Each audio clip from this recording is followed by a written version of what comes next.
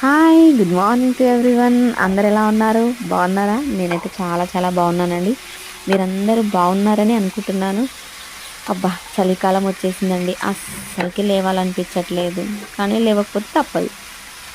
నిన్నైతే నా పరిస్థితి అస్సలు 6:15 అయిపోయింది. ఏం చేయాలనో తెలియట్లేదు.